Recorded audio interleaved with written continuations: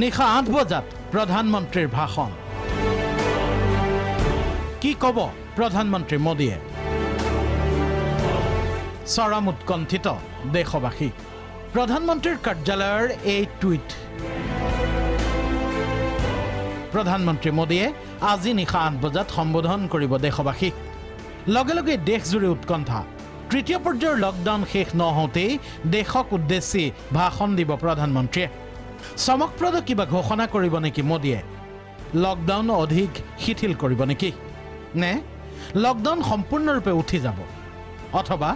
lockdown আকৌ কঠোৰভাৱে বলবৎ হ'ব নেকি প্ৰত্যেক ভাৰতীয় এতিয়া অপেক্ষা কৰিব নিশা 8 বজালৈ বিগত দুমাহত মোদীৰ পঞ্চমটো ভাষণ 19 মাৰ্চত এদিনীয়া জনতা কাৰ্ফিউৰ ঘোষণা 24 মাৰ্চত 21 দিনীয়া পূৰ্ণ লকডাউন ঘোষণা 14 এপ্ৰিলত 3 মেলৈ লকডাউন বৃদ্ধি 3 এপ্ৰিলত ভিডিঅ' যোগে বন্তি প্ৰজ্বলনৰ আহ্বান আৰু এতিয়া দেশত তৃতীয় পৰ্যায়ৰ শিথিল লকডাউন চলি থকা অৱস্থাত দেশবাসীক আকৌ সম্বোধন কৰিব মোদীয়ে সোমবাৰে ভিডিঅ' কনফাৰেন্স যোগে দেশৰ মুখ্যমন্ত্ৰীসকলৰ সৈতে প্ৰধানমন্ত্ৰীয়ে কৰিছিল আলোচনা সেই আলোচনাকালত প্ৰধানমন্ত্ৰীৰ মন্তব্য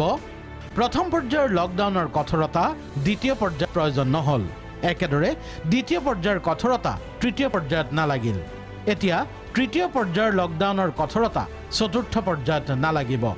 প্ৰধানমন্ত্ৰীৰ এই ভাষ্যৰ পৰা দুটা ইংগিত স্পষ্ট প্ৰথম দেশত চতুৰ্থ পৰ্যায়ৰ লকডাউন আৰম্ভ হ'ব দ্বিতীয় তৃতীয় পৰ্যায়তকৈও শিথিল হ'ব এই লকডাউন আনকি প্ৰধানমন্ত্ৰীয়ে ৰাজ্যসমূহে 17 মেৰ পাছত কি ধৰণৰ সালসলনি বিচাৰে সেই সম্পৰ্কে 15 মেৰ ভিতৰত লিখিত পৰামৰ্শ বিচাৰিছে তেনে ক্ষেত্ৰত 17 মেৰ পাছত লকডাউনৰ কি হ'ব সেই সম্পৰ্কে প্ৰধানমন্ত্ৰীয়ে হয়তো আজি অধিক স্পষ্ট মন্তব্য নিদিব মুখ্যমন্ত্ৰীসকলৰে ভিডিঅ' কনফাৰেন্সত প্ৰধানমন্ত্ৰীৰ আন এক তাৎপৰ্যপূৰ্ণ মন্তব্য কৰোনা ক্লিষ্ট পৃথিৱীত জীৱনৰ বাবে নতুন মন্ত্ৰৰ প্ৰয়োজন আৰু সেই মন্ত্ৰ হ'ব জান সে লেকৰ জগ তক অৰ্থাৎ এজন ব্যক্তিৰ পৰা সমস্ত জগতলৈ